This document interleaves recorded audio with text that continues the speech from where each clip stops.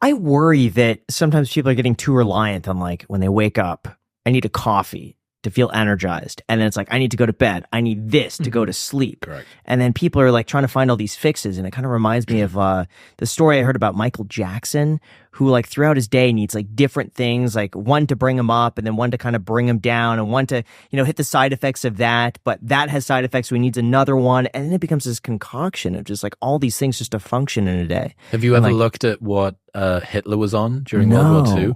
Dude, anyone wants to go down a rabbit hole once you finish this podcast. Dr. Theodor Morell was Hitler's physician, and this guy was a fucking quack. Absolutely insane. By the end of World War II, Hitler's on injectable cocaine, bull semen, he's basically on amphetamine and speed the whole time. He's got a pre-Parkinsonian tremor, and he puts one hand out to shake, and you can see the other hand behind his back. So it looks like he was early Parkinson's. Yeah. But he always had bad gut issues, and just found this doctor before he was fully Hitler, and this guy helped him, and then he brought him into the inner sanctum, but they hated him. He ate like a pig. He was smelly. He was very uncouth. For a doctor, you'd think he would have a clinical manner, but he didn't. And but Hitler was adamant that he was, a complete wizard. But yeah, there are a lot of people that become very, very reliant on them. Alex has got this great insight where he talks about routines become superstitions. And as soon as it does that, it's dangerous. You should be able to perform no matter what the precursor is to the thing that you're trying to do.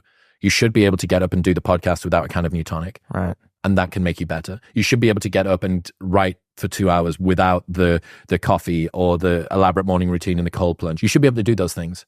And then you get extra. But a lot of people turn routines into superstitions. And I can't do this without.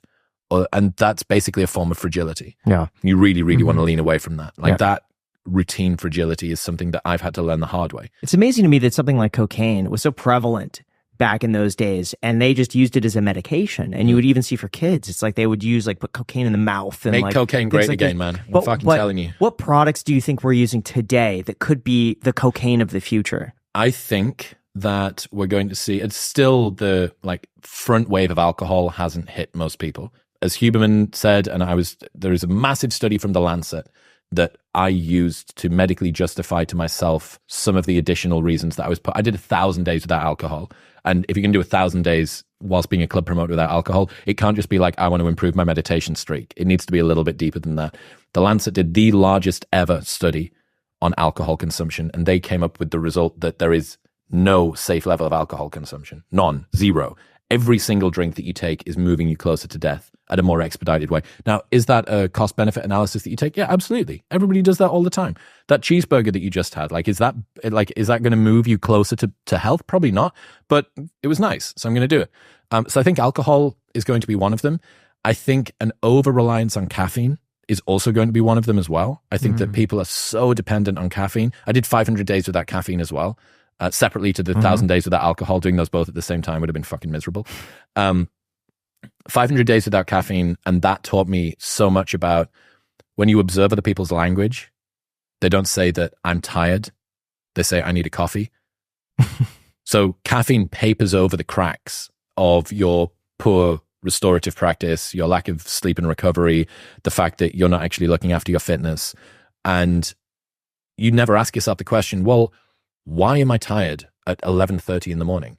I shouldn't be tired at 11:30 in the morning. Maybe it's because you insist on having a massive high sugar breakfast every single day. You get an almond croissant every single morning when you go to work, and you spike your glucose up through the roof, and maybe that doesn't make you feel good. So that's one of the reasons why when we put New Tonic together, we wanted to not rely on caffeine. Most people just have that one lever to press, right? Which then becomes a harder lever to keep on doing because you become less sensitive to it, which means you need a higher dose in order to get the same effect.